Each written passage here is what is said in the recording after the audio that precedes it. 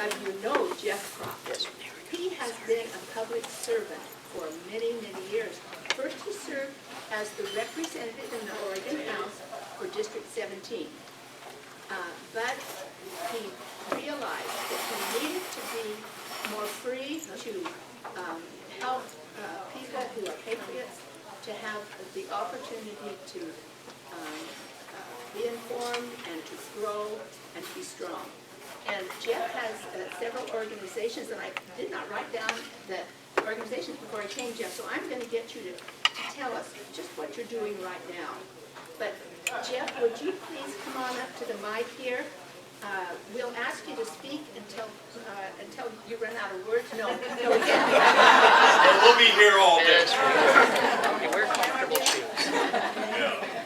So, Jeff, we want to ask you some questions too, so if you can give us a little time, we have to adjourn by 1 o'clock. Oh, I can do that. Can you hear me? Yeah. Wonderful. Thank you for inviting me. It's and my apologies for how I'm dressed. I'm helping my father fertilize our farm fields out in the Halsey area. He spent the Christmas, unfortunately, in the ICU unit here at Good Samaritan. Had a serious heart issue, so one of the things that I'm doing is selling my farm east of Salem in the Sublimity area and getting ready to move back to the family farm here in Halsey. So I'll actually be a little closer. I'll be a Linn County resident once again. Looking forward to that. If I could ask someone to be so kind as to get me a glass of water, that'd be wonderful. I will need that.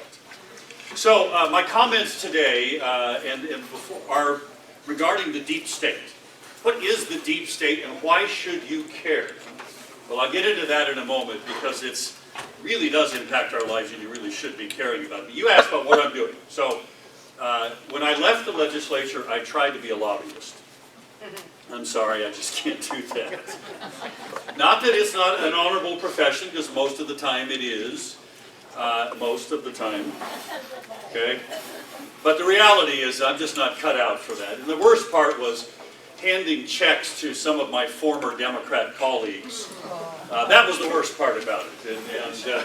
So I smartened up and figured I couldn't do that ideologically. I just couldn't bring myself to do it. I wouldn't be any good at it. So what I did is I started an organization called Americans for Prosperity. They were out of Washington, D.C. Here in Oregon, and we created 32 small chapters around the state of Oregon, me and 2 other guys. And we taught people how do you fight City Hall and win.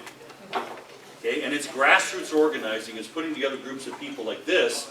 And by the way, kudos to you guys for continuing to meet and always be here as a fixture in Benton County. And I'm so glad to see some of our Linn County folks here also. Grassroots politics is really important. I left AFP after 3.5 years and started Oregon Capital Watch Foundation. And what we do at Oregon Capital Watch Foundation is I drive around the state with a giant pink pig on a trailer called Petunia. And I give away the Porker Award for waste, government waste. And we've exposed some really interesting stuff. We do a lot of research. It's really me running this organization and a whole bunch of researchers that are looking into state funding and sometimes local funding. Thank you very much, by the way. I appreciate it. Thank you. So, Oregon Capital Watch Foundation has been instrumental in doing some very interesting research that have managed, even though we're a 501c3, we cannot get involved with any candidate election. We can't endorse candidates, we can't come out against them, but we can educate the public to how candidates, or rather the incumbents, how their policies and how their ideas are impacting people's lives. So we did that actually with doing some research on the Bureau of Labor and Industries Commissioner at the time was former colleague of mine, Brad Avakian. He was running against Dennis Richardson for Secretary of State. So we did that research, and it got picked up by a friend of mine who writes columns for Forbes magazine. So he prints this column, and we did a lot of public records requests. And what we found, and this is what he printed in Forbes, that the news media here picked up on, what we found is that Brad Avakian was illegally using his state taxpayer paid for staff at Boley to go work on business hours for his campaign.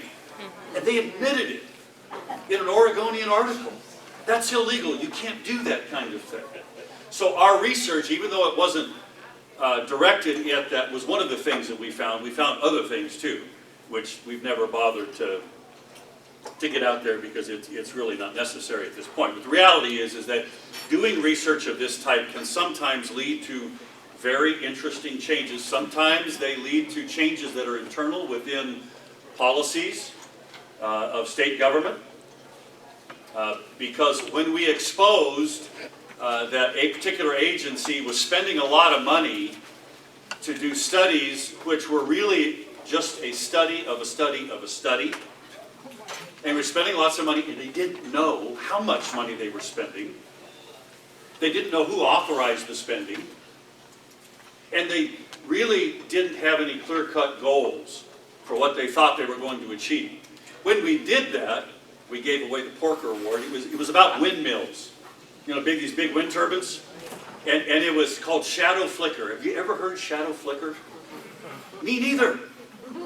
So when we heard that they were studying shadow flicker, and this is the idea that a windmill going around casting a shadow in the sun makes people have heart attacks and epileptic seizures.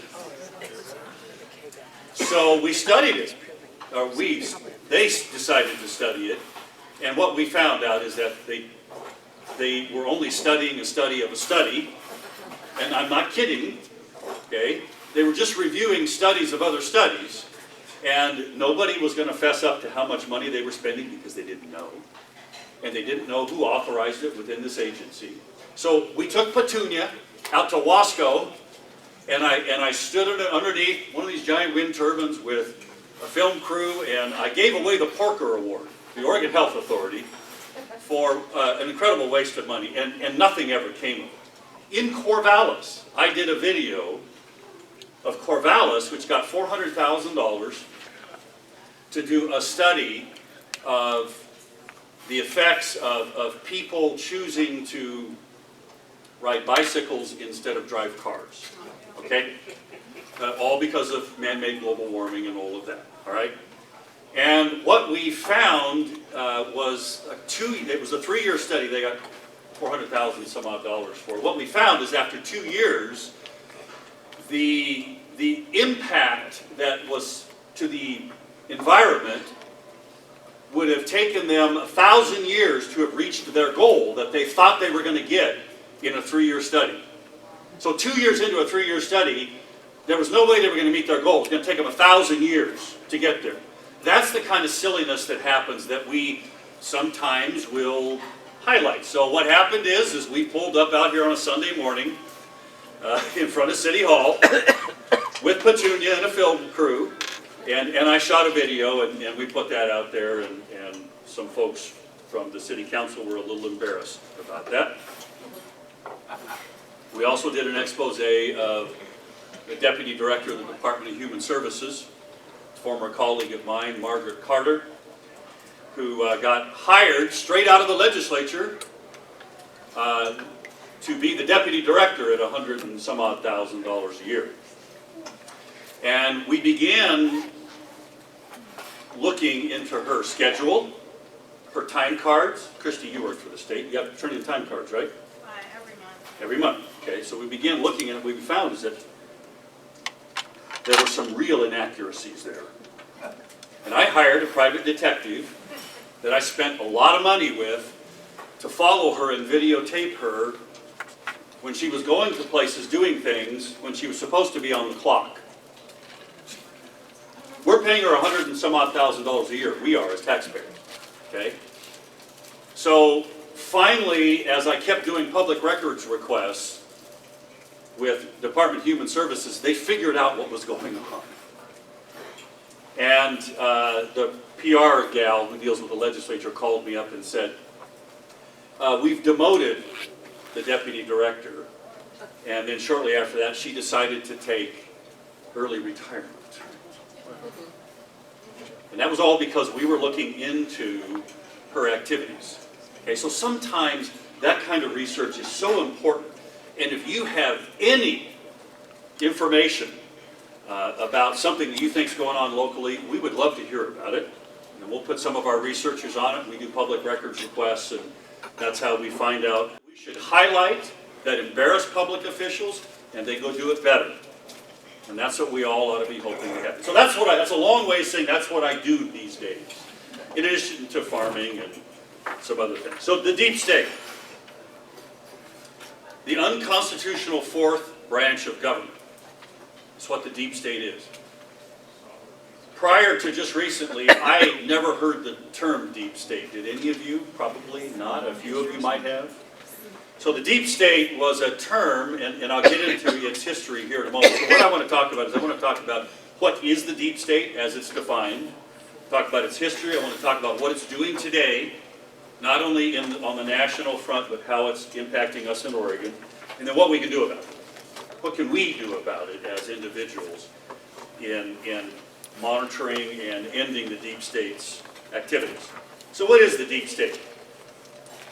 Well, it's a body. One of the definitions is a body of people, typically influential members of government agencies or the military, believed to be involved in the secret manipulation or control of government policy. That's why I say it is the unconstitutional fourth branch of government. You've got the legislative, the judicial, and the executive, right? The presidency. You do not have unelected bureaucrats that are shaping and formulating and literally carrying out public policy not approved by any of the other three. And that's what's occurred. The deep state, I go on, is believed to be a clandestine network entrenched inside government, bureaucracy, intelligence agencies, and other governmental entities. Now, I'm going to tell you why there are some other folks involved with this too, on the private sector. The deep state supposedly controls state policy behind the scenes, while the democratically elected process and elected officials are merely figureheads. So Wikipedia defines a deep state as used within political science to describe influential decision-making bodies within government that are relatively permanent, whose policies and long-term plans are affected by changing administrations. And I would say unaffected by who gets elected to Congress or to the legislature. The term is often used in a critical sense vis-a-vis the general electorate to refer to the lack of influence of popular democracy. Our lack of influence on the government bureaucracy and on these institutions and the decisions that they make. The term was originally coined in a somewhat pejorative sense to refer to similar relatively invisible state apparatus in Turkey and Soviet Russia. Okay? For the United States, the term has been widely applied to numerous public works by a number of authors: Mark M. Bender, David W. Brown, Peter Dale Scott, Mike Lofgren, Kevin Shipp, and Michael Wolff. It obviously, while definitions vary, the term gained popularity amongst various groups, primarily supporters of Donald Trump, and conspiracy theorists, I guess that would be me, during the 2016 U.S. presidential election in opposition to establishment Republican and Democratic candidates. Since Trump's inauguration, the term has been used by commentators who argue that a deep state involving the FBI, CIA, NSA, former President Barack Obama, and or Hillary Clinton is aiming to delegitimize the Trump presidency and thwart his policy goals. That's the real key. Okay? So, deep state. In 2014, a longtime congressional staffer by the name of Mike Lofgren, he spent 28 years back in Congress as a staffer, wrote a book. It was called The Deep State: The Fall of the Constitution and the Rise of a Shadow Government. And in this book, he detailed how that legislators, congresspeople, and others became the unwitting tools, I guess, dupes of the bureaucracy, the intelligence apparatus that really began in earnest in the Bush presidency after 9/11, when the National Security Agency and these other new tools available to the CIA to track terrorists became available and were developed during that time.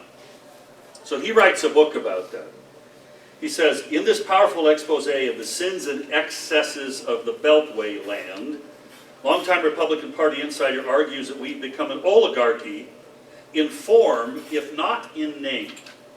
Hooked on war, genuflecting to big donors, enthralled to discredited economic theories, and utterly bereft of a moral compass.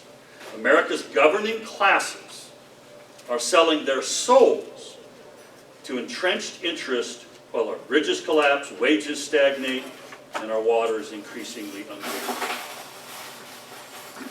So that's the deep state. The history is that coin was turned in 2014, at least in American politics, in this book Mike Lofgren wrote. Again, others have written about it, and it's become something that so many people believe is not only true, but is actually operating here today. In fact, there's a poll, and I'm going to share with you this poll. Monmouth University, out of New Jersey, like my Jersey accent, out of New Jersey, said, and this was a poll done last month in February. The majority of the American public believe that the U.S. government engages in widespread monitoring of its own citizens. And I will say that that is unconstitutional in the manner that they are conducted. And I have proof of that. And they worry that the U.S. government could be invading their own privacy. The Monmouth, this is what's fascinating about this poll. It's bipartisan. This is not one particular party over the other that feels this way.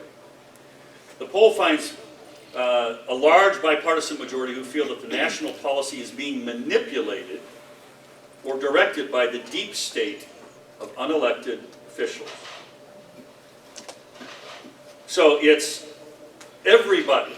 It's people on the left, the ACLU, which I rarely work with, but on a particular issue that I will get to a little bit later in Oregon, I intend to work with.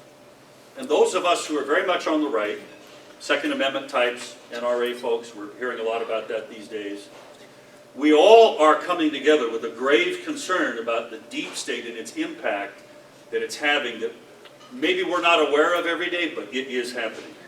Just over half of in this poll, over half of the public said they're worried or very worried, and that was 52%, that the government is monitoring their activities and invading their privacy. There were no significant partisan differences. 51% of Republicans, 50% of Democrats polled felt that way. So it's very bipartisan. Okay? 8 in 10, that's 80%, believe that the U.S. government currently monitors or spies on the activities of American citizens. 80%. And it goes on through all of the various individuals and classes, ethnicities, and so forth, that believe they believe the deep state is real and that it's having an impact. So, Dr. Jerome Corsi just wrote a book about this. You sometimes see him on some of the news programs. He wrote a book about it called Killing the Deep State. And it's just come out, and I'll share with you some of my thoughts that I think are very similar to what Dr. Corsi is putting forward. We're seeing this play out before our very eyes. Now the left says it is not happening. Okay? Now, it's in their best interest to say that, right? If they're the people engaged in it or protecting it because it benefits them, they're not going to admit to it, right? So the Politico, anybody read the Politico on the internet? The Politico, okay, is more left-leaning than it is by even centers or center-right. So in March of 2017, the Politico writes an article, and I read it last night. It says, "Why Steve Bannon wants you to believe in the deep state." A few months later, in September, after a whole lot of information came out about the deep state, and the fact that, yes, FISA warrants had been granted to surveil, wiretap Trump Tower, Politico, the same organization, writes another article in September, and it's Politico, deep state is real. Now think about that. So the facts prove different. Because what we've heard about with former Director Comey of the FBI, McCabe being fired the other day, justifiably so. We know that there's this massive Inspector General's report coming out that will probably be released in segments because it is so big. We know that the Department of Justice, under Jeff Sessions, has appointed not a special prosecutor, but has hired a former prosecutor that worked for the DOJ to work with the Inspector General in looking at all of these things that have been happening in the background that really are deep state activities. What was it just the other day that President Trump's phone call to Putin was leaked? That was leaked somehow through probably the Director of National Intelligence. And wasn't it amazing a couple days later General McMaster is going to retire? That wasn't by accident, friends. There are no coincidences in politics, especially at that level. There just are none, okay? So, the deep state is operating and has been for some time. They are collecting information on us unconstitutionally, and I know this for a fact. I cannot tell you how I know it, but I know it for a fact. There are massive data centers. The closest one to us is this humongous building or series of buildings outside of Salt Lake City. That they have these mega computers. I have seen one of those mega computers. Again, I can't tell you how. They're for real. Everything you send over the internet, every text, every email, every phone call is being tracked by our federal government. Without a judge's authority, that's unconstitutional, friends. They are admitting it. Obama's former DNI, Director of National Intelligence, James Clapper, lied in front of Congress. And then later came back and admitted it in front of Congress. Now, why Republicans haven't brought that guy up on charges for lying to Congress, I don't know. But at any rate, this is happening. It's happening and its impact in our lives is happening in many ways. The thing that you have to be most concerned about is if your private information, your tax return is private information, friends. Under federal law, no information about your tax return can be released. Information has been sought and has been proven by the Obama administration officials of people's tax returns from the IRS, and it was given to them. That's unconstitutional. You can't do that. It violates federal law. Our organization, Oregon Capital Watch Foundation, sued, along with 41 other organizations, with the ACLJ, American Center for Law and Justice. It's the Jay Sekulow, you see him all the time on TV. That was his group. We sued the IRS for unconstitutionally targeting us, violation of the First and the Fifth Amendments, and the violation of the U.S. Administrative Procedures Act. It took us 4.5 years, but we won in that they decided to settle out of court with us. First time that IRS has ever done that and admitted that they did it as part of the settlement, and that the judge imposed sanctions on them if they ever do it again. That's not happened before. This was a historic settlement. The deep state is entrenched bureaucracies with a political agenda. And it is across the federal government. And it's here in Oregon. Let me tell you a couple of the other examples that you know about. It's not just the fact that the higher-ups, not the rank-and-file FBI people that I've worked with in times past, are men and women of honor, and they take their role very seriously. Okay? So do the military people that have been to Iraq and Afghanistan with the Oregon National Guard, not as a soldier, but as an embedded broadcaster in combat. And I will tell you that the men and women of the Guard and the military intelligence people that I met, and I still maintain relationships with today, take their oath very seriously, because if they violate that, if they leak information, they go to Fort Leavenworth. And they take it very seriously, okay? But the people at the top, who the political animals, the political appointees, they are the ones who are in essence unaccountable. Loretta Lynch meets Bill Clinton on the tarmac at the Phoenix airport. Oh, just to talk about grandkids. She doesn't have any grandkids.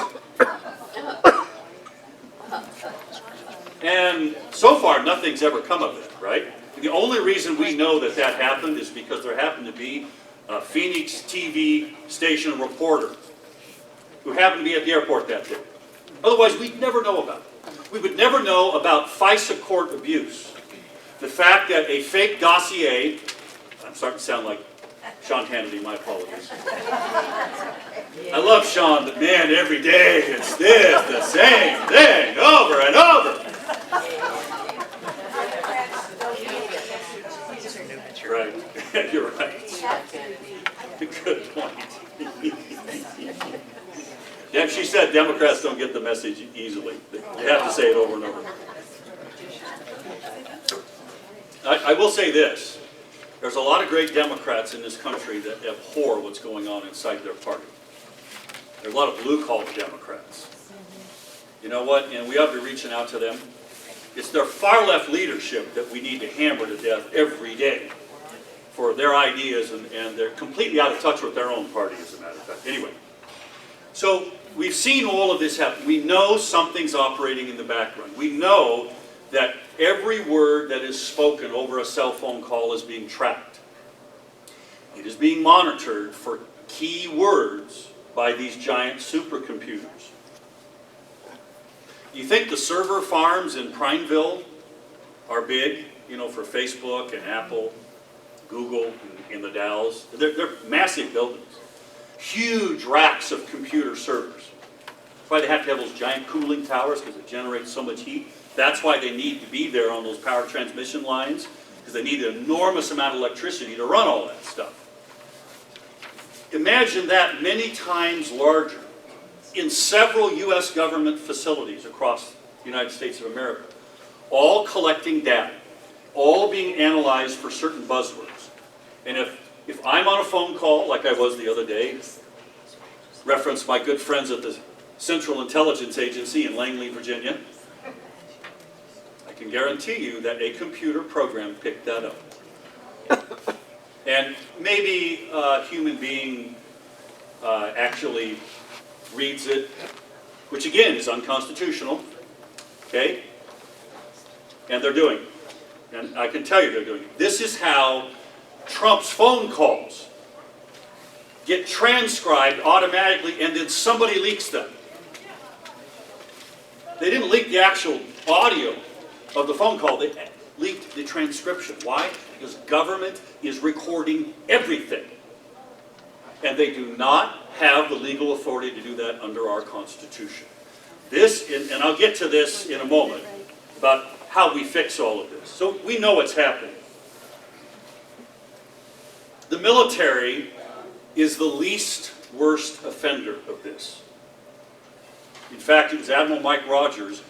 The National Security Agency, by law, can only be run by the military. Now, that doesn't mean they don't have civilian contractors. That's how we got Edward Snowden. And we found out all about these CIA tools that can take over your computer, which is why you shouldn't leave your computer on at night, like I do sometimes. And then for some reason in the morning, it just doesn't want to work right. Because maybe the CIA is using it to spoof that a Russian is actually hacking the Democrat National Committee. They have tools to do that. We know that because of Edward Snowden, who was a contractor who worked for the NSA. Way too many people in the federal government have security clearances that allow them access to information like that. Okay? So we know these tools are out there. We know that the military, Admiral Mike Rogers went to Trump Tower and briefed the president when the president was still, had won the election, had not assumed office, hadn't been inaugurated yet. The next day, the president moved his operation to his New Jersey locale. Why? The word is that Admiral Rogers, an honorable man, told the president, "You're being surveilled." The NSA and the military that run it is the least offensive of all of these. The worst will be our friends in Langley, the CIA. Okay? Now, the Department of Justice and the FBI escaped no blame here, right? We've found out about these people all connected, this cabal of people, passing information amongst themselves, developing plans. I am told, maybe we see this, maybe we don't, that there are some text messages that will show a serious conversation about assassinating Trump. We'll see if that ever emerges. I'm told they exist. This is the deep state, folks. So, the military is the least of the bad. There are private companies involved in the deep state. Okay? Today, Trump kicked out 60 Russian diplomats, right? Did you find it strange that they're closing the Russian consulate in Seattle? Who's in Seattle? Boeing. Major defense contractor, right? Who else is in Seattle? Okay. Amazon. I mean, there's a whole bunch of high-tech organizations that are in Seattle. That story goes much deeper than just the supposed retaliation for the poisoning of the ex-Russian agents in England. Okay. No doubt the Kremlin's involved in that, the Russians, no doubt. But this is much deeper. And don't even get me started on the Chinese spy rings in this country that make the Russians look like children. Why do you think the Chinese are developing all of these stealth aircraft and all these missile systems? Why? Because they've been stealing it from us. Because we are not secure. Well, yeah. That's a whole other story from Loral and back then. Yeah. There are private companies involved with the deep state. Google, Facebook, Twitter. They have admitted, through various people, to giving basically all of the data they had that the Obama campaign wanted. And they bragged about it. Now, they've tried to walk it back, but you can't let that genie out of the bottle. This whole business with Cambridge Analytica is a company that I have some personal experience with. I conducted 10 focus groups around Oregon, one of them here in Corvallis, with 20 voters to develop psychological profiles. Okay, this is a whole fascinating world. The Cambridge Analytica people are the tip of the iceberg. This whole business with them and Facebook, believe me, Mark Zuckerberg, Eric Schmidt from Google, they all, Jack Dorsey from Twitter, they all gave their information to the Obama campaign. Now, it may or may not come out, it should. So this is all smoke and mirrors and disinformation. This is part of what the deep state does. Okay? It's not just private companies like that. It is people like Boeing and Northrop Grumman, these big defense contractors. Did you know that many of those companies also have divisions that make these giant supercomputers or help build those data collection centers?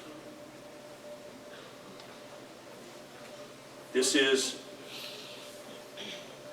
well, Eisenhower warned us about it, right? The military-industrial complex. Did he not? That was long before we had the technologies we have today. So, there are also the news media is complicit. Because what we're learning, and we'll probably learn a great deal more about once the Inspector General's report comes out of the FBI, we're learning that this cabal is releasing information to certain reporters. You've heard some Wall Street Journal reporters and others, right? Through intermediaries like Comey did to his buddy, the professor. who leaked the contents of his memo. The news media is complicit in this and are covering it up in many cases. Or they're coloring. This is the brilliance of Trump in the use of Twitter. I know some of the things he puts out on Twitter just make you cringe, don't they? But on the other hand, I watched the leftist Portland news. They're all left, okay? I like Channel 12 because they have a really funny weather guy. That's why I watch Channel 12, because everybody else are just lefties. They show Trump's tweets on the screen, completely unfiltered. So no reporter is commenting and trying to color it. It says what it says.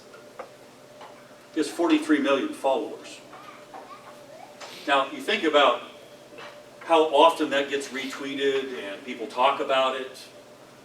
It's a massive way of getting your message out. It's just incredible. It's beyond understanding almost how powerful it can be, and it negates so much of the mainstream media's effort to be a part of the deep state and the cabal, to a point.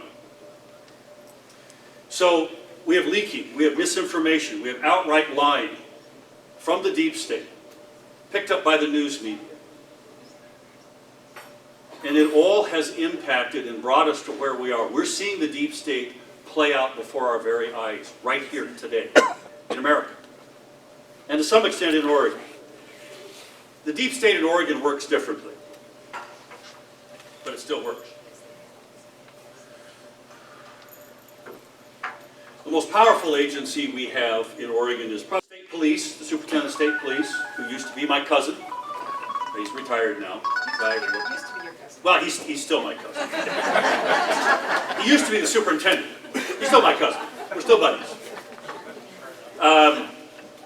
They all work for a governor. Governor's the boss, like the president is the boss, right? Okay, so what happens is if a governor wants something done that is maybe on the margins of being the right thing, ethical, maybe on the margins of an expenditure of legislatively approved budget, and I spent 8 years in the House of Representatives, and all that time I was on the Ways and Means Committee, where we hand out the money, we write the checks, okay? Sometimes a governor wants something done that is maybe really not good to have done. Like a murder. And it develops into a full-blown scandal, and it gets covered up. And it gets covered up because we have deep state media people in this state. Go back to Neil Goldschmidt. Willamette Week was about to break a story that Neil Goldschmidt had sexually assaulted that 14-year-old girl for a long time. Okay? And what did the Oregonian do? They brought him in, and they had a special meeting with him, a special interview, because they got wind that Willamette Week was going to break this story. The Oregonian brings him in, and they have a front page article that says Neil Goldschmidt admitted to having an affair. It's not an affair with a 14-year-old girl.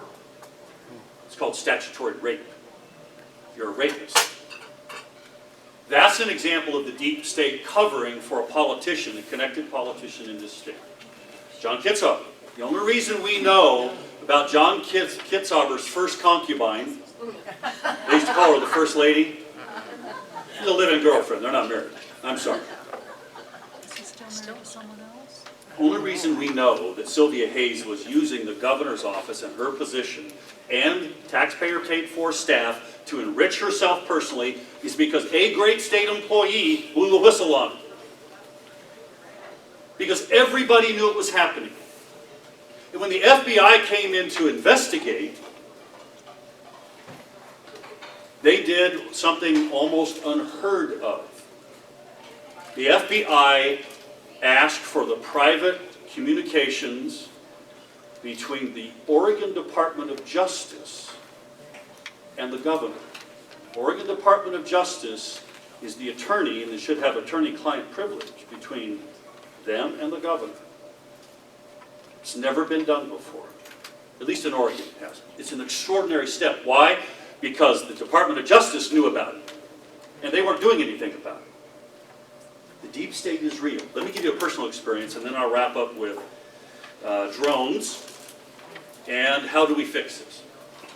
One of the first bills that I wrote as a legislator was a bill brought to me by a constituent who wanted to have a church youth camp out in the forest.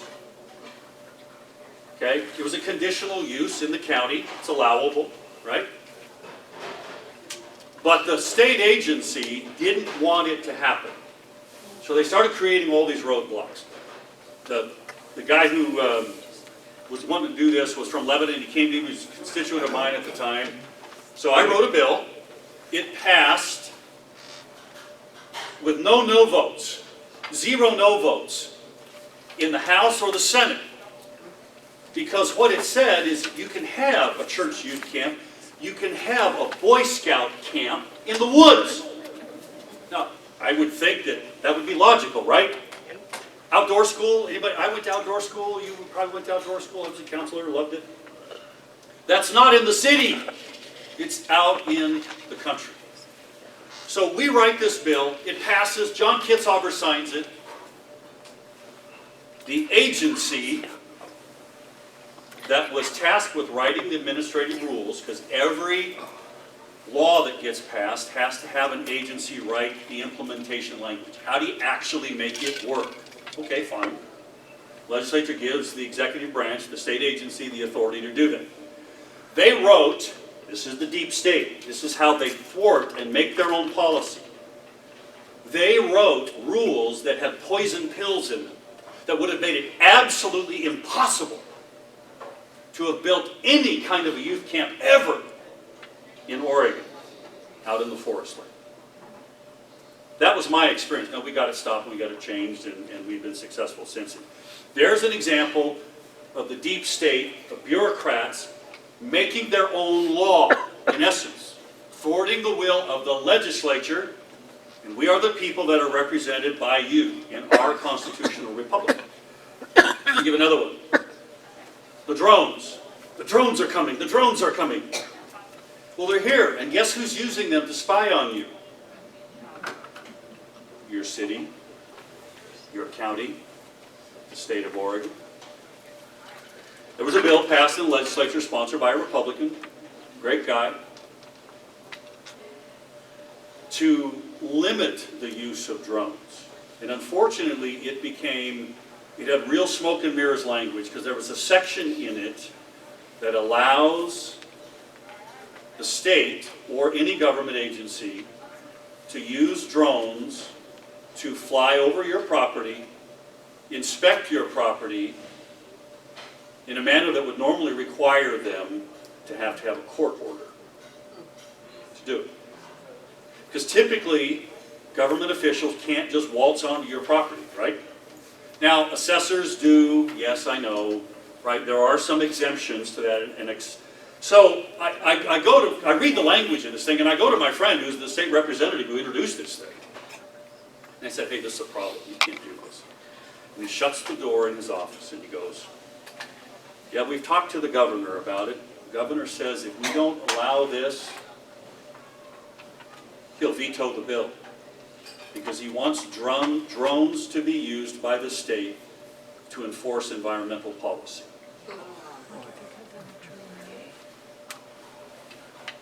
Now, the ACLU gal was in the room too.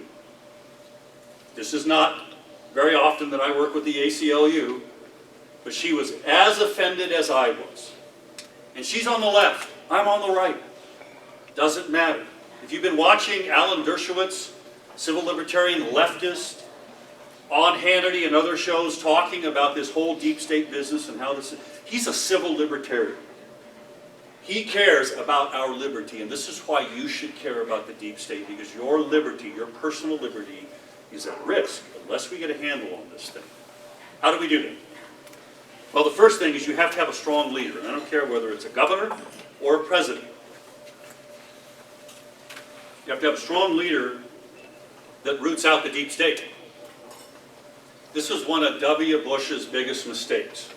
He did not root the Clinton appointees out of all of the federal government agencies.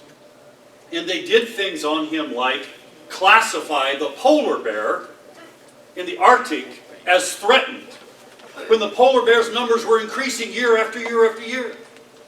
Those were leftover Clinton appointees in that department that made that decision to do that. That's an example of that. So a strong leader is going to go in there and start cleaning house. Now, it's easier said than done. Part of Trump's problem is twofold. Part of it's his making, in that he's a guy who is a businessman, believes I'm trying to do more with less. So he doesn't want to fill all of these positions. Okay, fair enough. I mean, some of those positions probably are not worth the time that it takes to put somebody in them because they really do nothing of real substance. So what's happened is, the other part is the Senate, the Democrats in the Senate have used you don't hear about this much, but it's really true and it is happening and I can document it, that they are using procedural maneuver after procedural maneuver just to slow down Trump's appointees from getting appointed. And that means that Obama holdovers are still operating as part of the deep state and opposing Trump. Sally Yates, he had to fire Sally Yates, right, at the Department of Justice. Why? Because she wouldn't enforce his lawful order on refugees, okay? So you have to have a strong leader to root it out. The same thing here at Oregon. If we can get a Republican elected as our governor in this state, I will tell you from personal experience, there are bureaucrat after bureaucrat after bureaucrat making bad decisions that are wasting our tax dollars. You just heard about that $46 million phone program that failed. Okay? Last week, Willamette Week broke that story. That's an example of recycled bureaucrats who are incompetent, who nobody gets held accountable. So far, only Andrew McCabe has gotten fired back in D.C., right? There's a lot of other people that need to be held accountable for unconstitutional and illegal activities under federal law against a whole host of people, not just the Trump administration either. You got to have a strong leader. You got to root it out. That's the first thing. Second thing, lawsuits. You got to sue them. ACLU is really good at this, right? So also is Judicial Watch. I mean, I'm on their mail list. You probably see, like I do, every day, it seems, they are suing the federal government over some documents that the bureaucracy doesn't want to give you. Now in Oregon under Kate Brown, irrespective of the fact in 2015 she came in and said she was going to be the most transparent governor ever. In so many words, I'm paraphrasing, right? What's happened under her reign? Since she became governor, we have the most exemptions from the public records law of any state in the nation. We've granted, I think it's close to 100 new exemptions since she became governor. And there were editorials written about this because the news media is trying to get access to some of your information and they're being denied now. Why? Because Kate Brown is shielding the bureaucracy. The deep state is here. Okay, so we have to sue over that kind of thing. So lawsuits, they're important. They are an important tool. Finally, elections. Hold people accountable. Now, it's easier said than done. You know, you're in a county here in Benton County. It's got quite a few more Democrats than Republicans. You haven't. I know you're laughing. I was running a crew of college kids in Eugene and Corvallis, going door to door, taking surveys. We were doing research. And what blew me away is these kids, when I would get with them at the end of the week, said, hands down, Corvallis is more liberal than Eugene. And I'm going, you got to be kidding me. And the general thought is because you have this massive university here that is in a small town, in essence, Corvallis, compared to Eugene. So its impact here in thought and practice is much different than in Eugene. I never would have thought that in a million years. So elections, it's hard to win elections, but it's not impossible. And this is why we have to be hopeful about a governor's race in this state. This place is not as blue as people think it is. Let me have two. We almost elected an NBA player to be our governor. He failed by 54,000 votes out of over 2 million cast. A guy with no political experience. Almost beat a long-time politician. He got a lot of votes. from people who are swing voters. A lot of those Democrats and unaffiliated voters who don't like what's happened to their party. Now, unaffiliated voters don't like either party. But if you give them the right messaging, as Donald Trump proved, you can win. Here's the other one. Measure 88, we repealed illegal alien driver's licenses. Okay, that was a big part of that. We got outspent 4-1 on that campaign. It passed by nearly 3-1. Every county in Oregon passed repealing illegal alien driver's licenses overwhelmingly, and it almost passed in the most liberal county, justifiably, is Multnomah County. It almost passed there because the issue sold itself. So there's two examples of where what we think is a more conservative position politically on an issue or a candidate can actually have an impact and actually win in the state of Oregon. It's not as blue as people think it is, friends. It is possible. We've done polling. We know that Kate Brown is highly vulnerable in this state. And it's not our polling, too. There are other polls out there that are saying the same thing. Okay? We know that her internal polling shows this, too. And I also can't tell you how I know that. Okay? So be hopeful. Be encouraged, friends. We can beat the deep state. We can win in Oregon. We can take back this state from the incredibly far left radical agenda that runs the governmental apparatus of this state through the governor's office and the legislature. I never thought I would say thank God for Peter Courtney. Now I served with Peter, I knew him really well. But I'm going to tell you, compared to who could have been running the Senate the last couple of sessions, Peter has stopped a whole bunch of ugly stuff. I know, I never thought, and this is being filmed, so I never thought I would ever say, thank God for Peter Courtney. But I'm going to say it because it's true, and you got to give credit where credit is due. Peter stopped a whole bunch of really bad stuff that would hurt you in this town. It would hurt your life. So that's the power of the people. Oh, all right. So anyway, those are my thoughts, friends. Be hopeful. The deep state can be beat. It does impact your life. You need to care about it. And the way we beat it is with strong leaders, with lawsuits and elections. And with that, I will take questions. Yes, ma'am. Would you run for governor? Thank you. That's very kind of you to ask that. My wife said she would divorce me, so there's the answer. Who else? Yes, sir. I read the book recently, and I liked, okay, little things like, at least they said they had a military army as compared to our, police army. I find that a little strange. It's a little bit I was turned off by it. What's the story on that? Excellent question. So his point was that he read that there is, in the U.S. government agencies, there are enough armed officers who are sworn with law enforcement credentials and are armed with weapons to be equal to our military. Well, we've got 2 million people serving in uniform right now in the military, so it's not that big, but it's big. You tell me why the Department of Education needs thousands of guys armed and gals with guns. The Department of Education, for goodness sakes. Now maybe they could have helped out down in Parkland, Florida, right? So it defies logic to me and to others as to why this primarily happened under the Obama administration, that we have increased the police forces of these federal government agencies.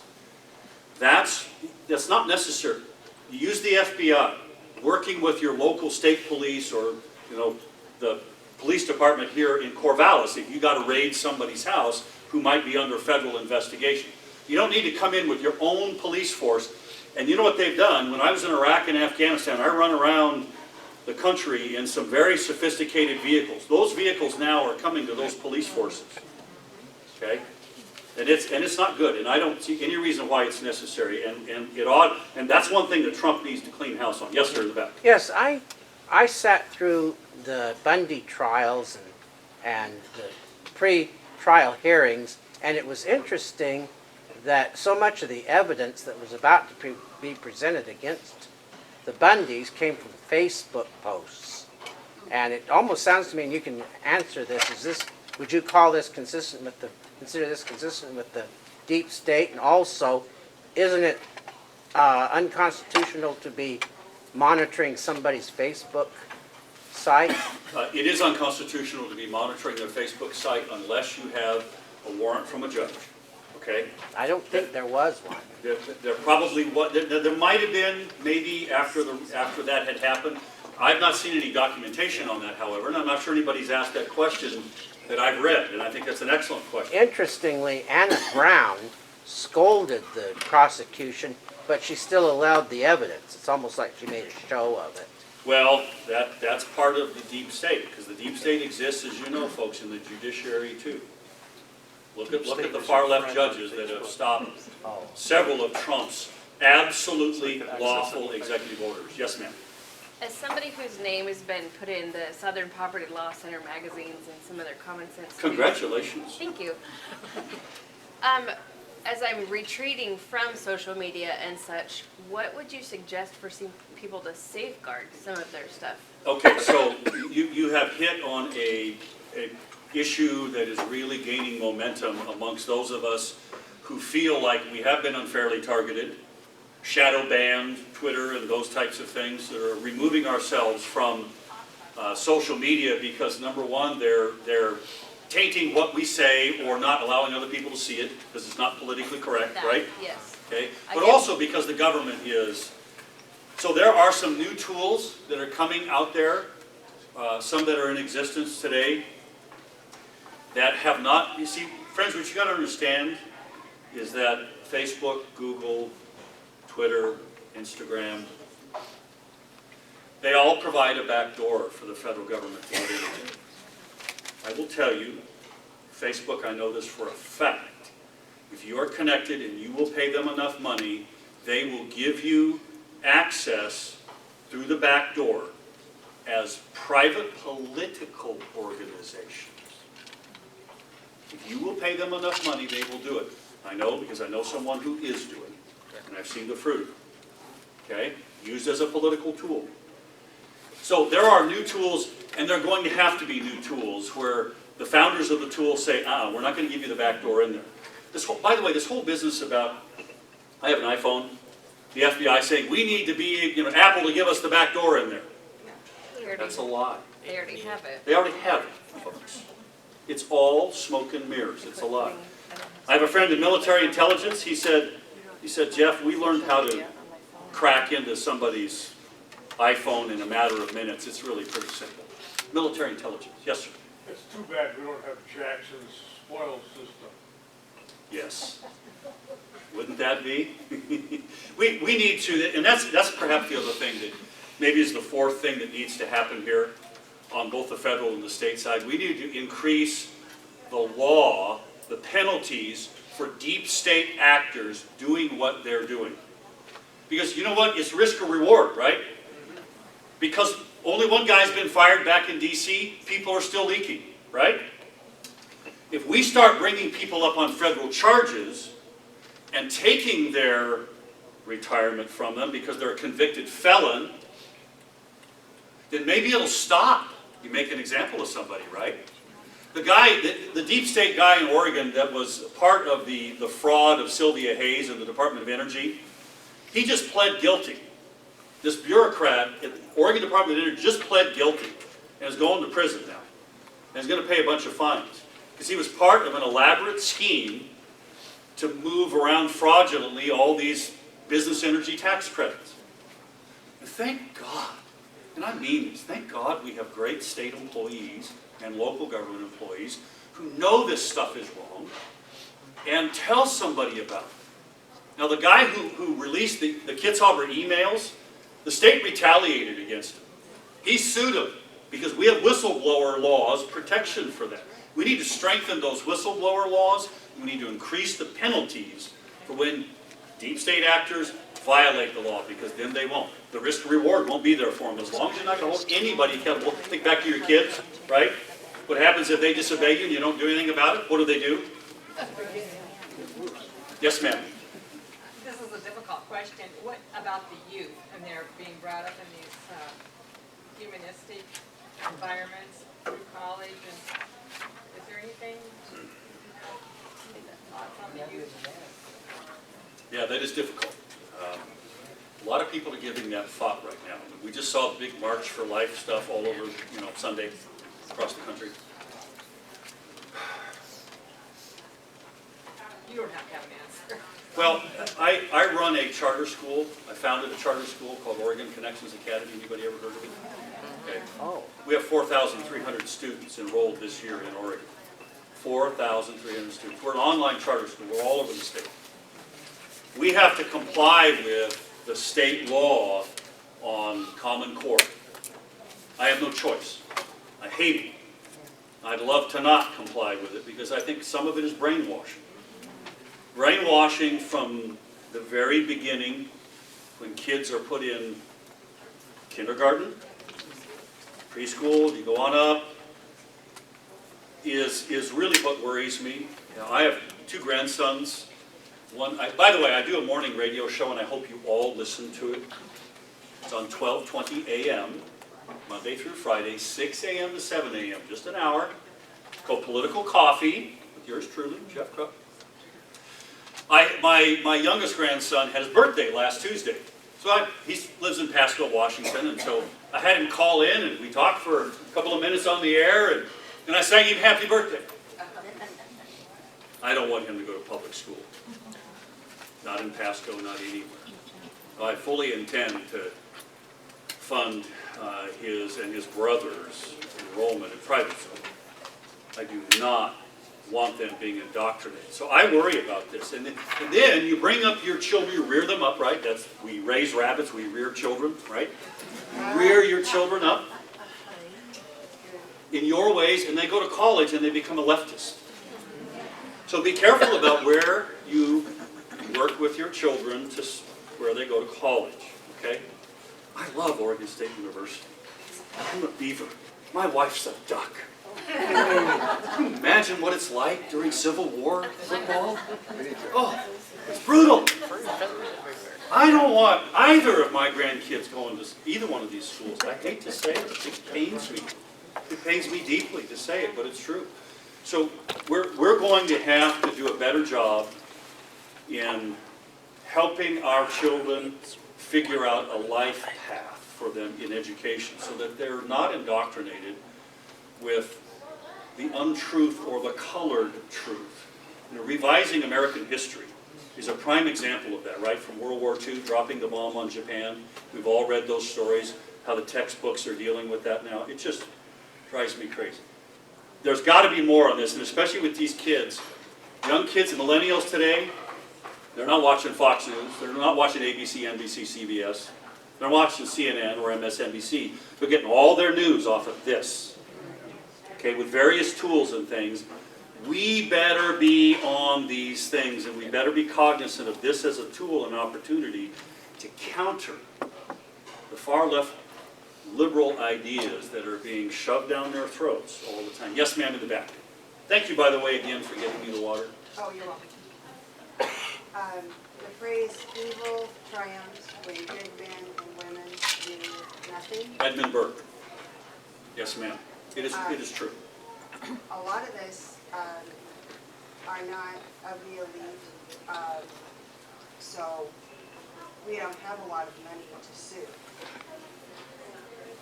And this is very, very infiltrated. I think if we knew all that is going on, all the horrific things, all the things that are planned for a one-world government and to ruin the United States. And it's on the Republican side as well. It is. Because they could be promoting the values that America has stood for, and they're not doing it. And there's a reason why. They're intelligent Yes. people. And so the masses somehow have to get together. We can't sit back. Are there any groups? I mean, the Tea Party tried. Look what happened to them. Obama. Yeah. And the deep state. is precisely what happened I to the Tea think Party. they are very, very powerful. So, how realistic is all this? That, I mean, this is, this is like an all-out survival for America. And I there needs to agree. be, I think, more leadership, like yourself, more people banding together, and then how to get the word out. I mean, this meeting here is wonderful, but it's just a small group of people. So I know some of it's going to be on the internet because Joe Ray's, she's really good at Only if you give me permission, otherwise it's for my own use. I understand. And So, people that, so cut out the bad parts, okay? Just keep the good part, okay? All right. So let me say this. Fair points, all. Because yes, both parties have been infiltrated with people who are globalist one-worlders. And I believe in free trade, okay? There's no question about it. But it's got to be level. It's got to be reasonably level, and many of the trade deals we've signed on to are not.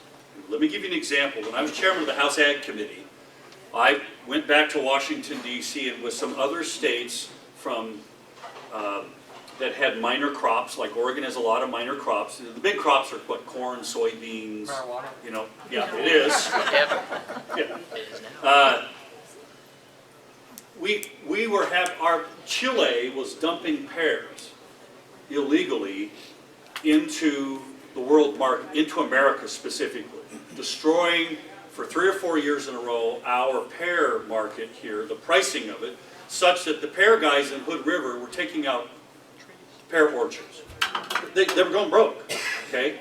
The U.S. trade representative that I met with didn't even know that was happening.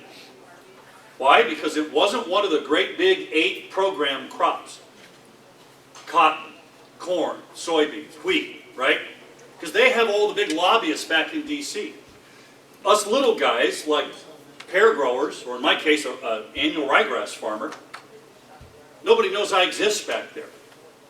No, the staff don't know we exist. They can't tell the U.S. trade rep. So when Chile illegally dumps pears in here, and they're not held accountable, it destroys it. That's an example of a bad deal. That's the kind of stuff Trump's talking about. Now, Trump needs our prayers. The whole government does. And this may blow some of you away, but I'm going to say, so does Kate Brown. Okay? If we're going to be critical of her as people of faith, we also need to pray for her. Okay? Now, if she's not going to pay attention and, you know, do the right things, then she'll face the consequences of that ultimately in her life, as we all will. Okay? I believe prayer is an important part of this puzzle. I think the other thing we have to do is, your point is, we are just individuals. We're not mega donors that are telling Republican leaders like Ryan and McConnell that, no, you better put amnesty in there, and you better put this, and you better put that in there, otherwise I'm not going to give you my millions. And if you don't think they're not saying it, they are. Okay? I know they are, as a matter of fact. So we have to come together. Trump showed that you could go against all of that. He spent a fraction of the money Hillary did. He beat Jeb Bush, who had $130 million in a primary. Why? Because people, us, average folks like us, got it. Realized that we're this close to going off the edge as a country. We are that close, friends. Do you realize we have $200 trillion in unfunded liabilities? Promises we've made. I mean, I just turned 59. One of these days, I'm going to be eligible for Medicare. Yeah. I know. I've been working through both my parents on Medicare and issues and so forth. I'm telling you, we've made a lot of promises. $200 trillion. Our entire economy is $18 trillion. Our entire GDP. The budget is way the Tea Party movement, friends.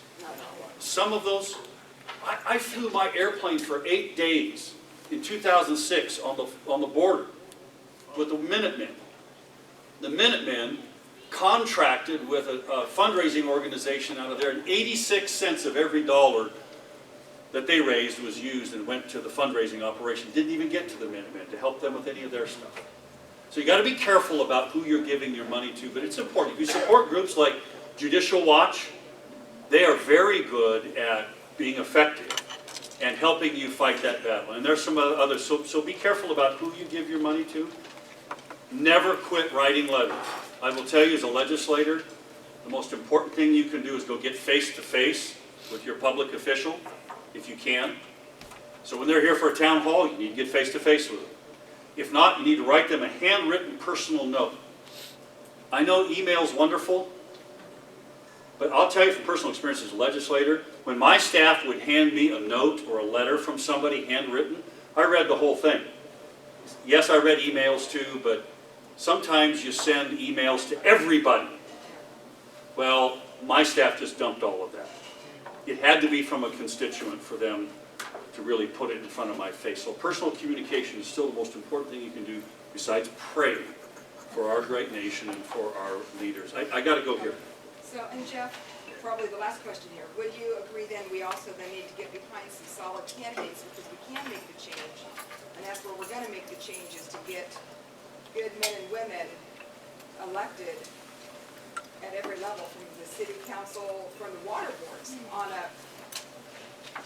Absolutely. And that's where the small dollars, they go a long, long, long way. A few dollars to help you elect a neighbor to your school board to just buy lawn signs is worth gold, okay? To help you get elected to doing what you're doing. It's critical. We have to have good candidates. No, that's why we have primaries, right? You get to listen. You're going to be hosting the gubernatorial candidates. They were at the Women for Trump on Saturday, 7 of them in Salem. Okay, so it's important to be able to do that. Yes, sometimes we get into some very spirited primary battles. Okay, that's all right. That's fine. I will tell you personally, my personal view is that I would rather have a Republican that I can go talk to that will at least Republican that I think is a liberal, that is not going to agree with me on a lot of policy ideas. I'd rather have that person, because I know I can go talk to that person, rather than a liberal Democrat, like my former colleague Jeff Merkley, that it doesn't matter what you say to Jeff, okay? It just doesn't matter, all right? I would rather have a Republican than a Democrat any day. So, you know, support the candidate of your choice in the primaries, work hard for them, give them a little bit of amount of money.